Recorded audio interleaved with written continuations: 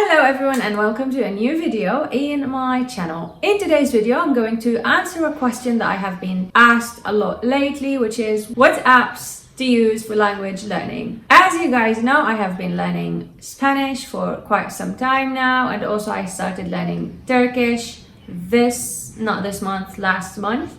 And of course, I needed to use some language apps in order to help me with my learning journey. So I thought I'm going to share my personal point of view regarding a couple of famous apps that are there on the internet and just tell you what I think about them and which were the most useful for me. And of course, at the end of the day, it's your personal preference. You can give them all a try and then see which one suits you the most. And one thing, this video is not sponsored by any of those apps. As I said, it's just a personal preference and it's just to help language learners out there to choose whatever that suits them. Okay, one thing you guys, before I start talking about these apps, is that almost all of them require you paying money in order to continue with your progress, except for Duolingo. You don't really have to pay money in order to progress or to learn more than one language. So I'm gonna leave Duolingo at the end and I'm gonna start with the first 4 apps that require you to pay money and what I think about them.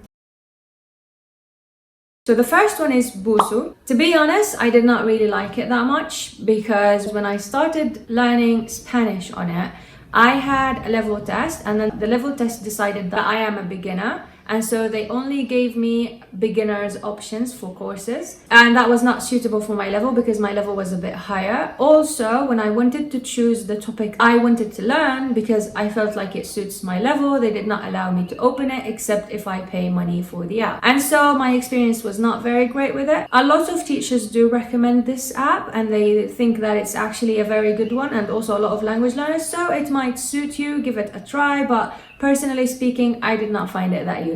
Okay, number 2, italke. I love this app and I think it's an amazing one. Firstly, because it's very affordable, so you don't have to pay a lot in order to speak the language, and also it focuses on spoken English. So basically what happens is you register your account and then you choose the language that you want to learn. So let's assume you want to learn English. Once you put that English, your preferred language, you have a list of teachers that teach the language and they give you the prices that they're going to teach you on, and they vary from $5 to $10 a conversation. And I think this is a very good price to be able to have someone to practice the conversation with. It's not very expensive, and at the same time you're going to have someone who's serious with you about the learning, and it's not like you're choosing a foreign person to speak with and you never know what their intentions are. And there are 2 good things about this app, is that sometimes they give you free credit for a lesson of your choice, and also a lot of teachers give you a free trial of like $2 or maybe a free one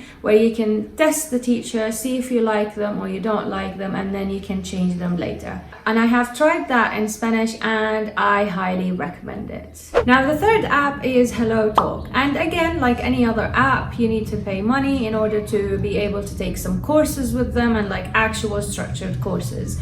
But what I actually liked about this app, and it's for free, is basically the social media aspect in it. So you can have your own profile and you can post statuses, or you can post questions, or you can comment on other people's questions, or see how they are doing with the language learning, so you feel like you are connected with other learners. And also there is a chatting space where you can chat with another learner so you can practice the language, or you can chat with a robot in order to practice the language that you have. So this is what I like about this app. Other than that, I don't know about the courses. You can check them out, but also it's not for free. And the last app with money is basically Babble. Now, to be honest, I like this app more than the other ones that need payment, apart from italke, because italke focuses on speaking and not like writing and other skills. But Babble is more nicely structured. I like the way that they built up their lessons and they choose the right level for you, unlike Busuu or the other apps. But one problematic thing about this app is that you have to start paying from the beginning. There isn't any part that starts for free and then you pay money to continue. It's actually a money paying app. They give you a trial, they give you a 7 days trial, but then after those 7 days you will have to pay in order to continue with whatever you started and whatever you want to go on with. And the last app, and it's definitely my most favorite app, is Duolingo. I have been on Duolingo since 2016 and I got more serious in using it in 2018 with my Spanish learning journey, and I have a streak of 560 days, so you guys can check it out. So this is what I actually like about Duolingo, is that it counts points for you, and on the day that you don't do your lesson, you lose the count. So imagine, let's say, collecting 100 points, and then suddenly because of one day you haven't done your task, you lose all those points.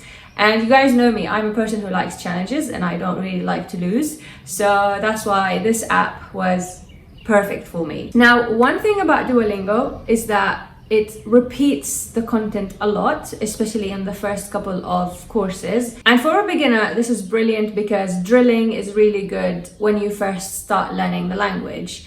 But for an intermediate or an advanced person, if the app did not choose your level as an intermediate or advanced learner, then you might find it a bit boring at the beginning because it's just going to teach you stuff that you already know. To me, it was perfect because when I started Spanish, I was already a beginner, so that was great for me. But for the other learners of English, I heard from a lot of them is that, oh, it gets boring, I don't want to go on. But one tip though, to get to the level that you want on that app, is to do more than 5 lessons a day. If you do more than 5 lessons a day, you're going to find yourself getting to the level that you want in no time. But if you only do 1 lesson a day, then yes, the app is going to get quite boring for you. Now, to me, I got almost to the intermediate level on Duolingo, and it's getting more fun and it's getting more challenging because I used to do a lot of lessons a day.